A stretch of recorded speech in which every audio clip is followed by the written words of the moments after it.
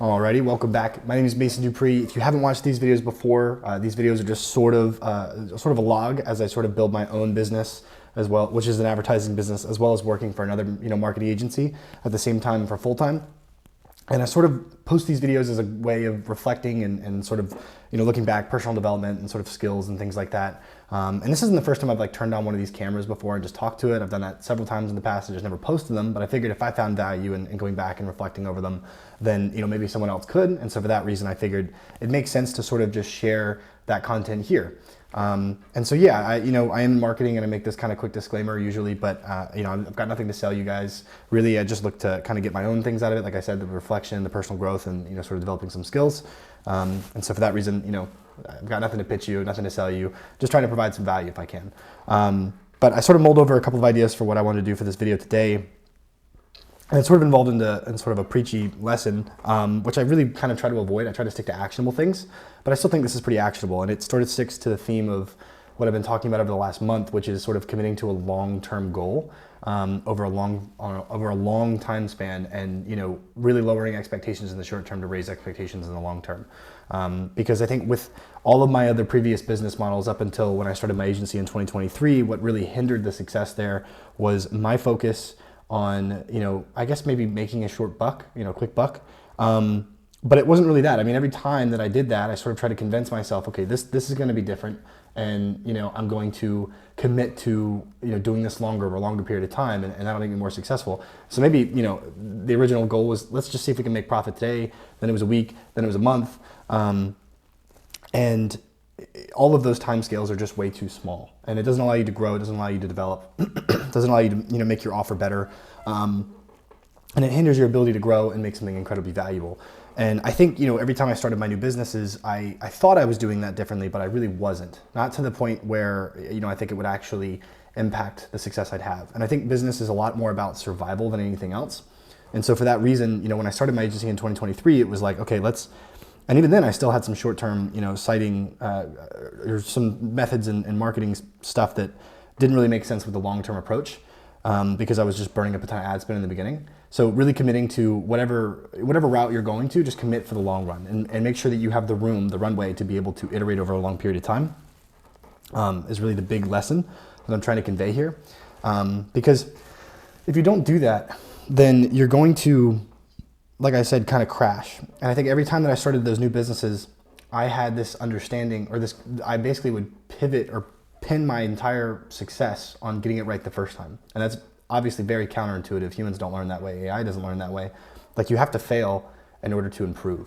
And you have to do that over a long period of time. And so what really kind of changed my perspective on all of these things was when I kind of heard a phrase that was like, how long would you wait if you were guaranteed whatever it was you wanted, everything you ever wanted, right? How long would you reasonably wait? Try to do the math on it, quantify it.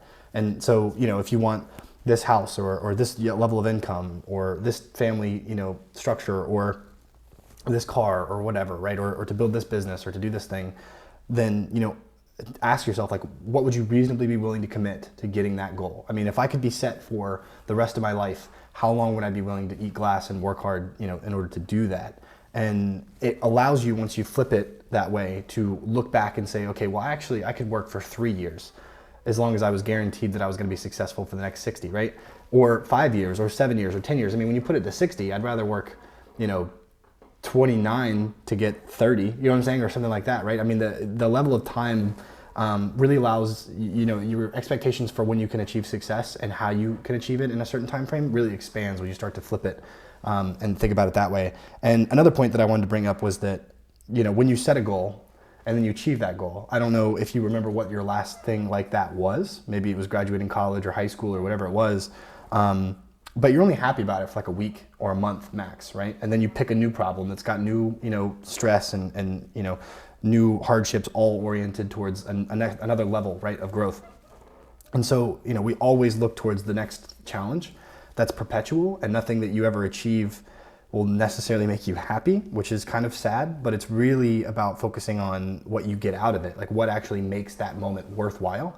And it's all the work you put in to get there, right? And so it's actually more about that. I know it's cheesy, but it's more about like that grind, that time frame where you're actually working incredibly hard on something that means something a lot to you, that puts you into that state of uncomfortable growth that allows you to achieve that next level, right? And so it's not, you know, the accomplishment is sort of an acknowledgement that you finally made it there, but it was all of that work in between. It's sort of like when a sales call or a salesperson who takes sales calls 100 leads, and on the 100th lead they close a deal and they make $7,000, and they walk around thinking, okay, I made $7,000 on that call. It wasn't that. It's like you made $7,000 divided by 100 on each call, right? It just took you till that one last call to reach that benchmark. And so I think it's really important to focus on just that daily growth, that daily ability to increase, kind of move the metric, and work hard towards achieving, you know, whatever that benchmark is, so that you can actually mark yourself and say, okay, yes, I have grown this year. I have built success. But in the reality, it's really that pursuit on a daily, where you're really just trying to figure out what it is you can do that will make your thing better, or will get you closer, or will make you better, right? And that applies to so many different things in life. But in particular, you know, in our scenario, business, having a really long runway and allowing yourself time to be able to fail and iterate is so critical to being able to build something incredibly valuable. Because if it wasn't so, then it wouldn't be incredibly valuable. If it took someone a week to build what you built, then it's not that valuable. If it took someone a month to build what you built, then it's getting more valuable, but still not that much. If it took someone 5 years, then it's a lot harder to replicate from someone who's the competition, right? And it's incredibly valuable. And you have to be willing to commit to a long time frame of maybe losing money all the way to 5 years, you know, in order to be able to finally arrive at something that is valuable to the market, and it's something that people will pay you, you know, a ton for, right? But yeah, that's sort of my spiel for today. I appreciate you guys kind of tuning in. You know, please ask comments if you can. I do love engaging with you guys in the comments, and a couple of you guys have already left some really great ones. So yeah, if you guys have any questions, especially when it turns to marketing and things like that, I do plan on building another YouTube channel where I actually get into like sharing my screen and doing some more technical stuff, because I think that would be very interesting. But like I said, I think there's opportunity to sort of not really be pitching products there, but there would be. And so for that reason, I don't want to mix it with this channel. This channel is more so about the high level of thinking and not meshing it with products or anything like that, you know, or tools. I don't really want to endorse anything particularly here, but on other channels I might do that as well. But yeah, thank you guys so much for watching. Again, leave a comment, like, and then subscribe if you can. And I'll see you guys in the next one. Thanks. Bye.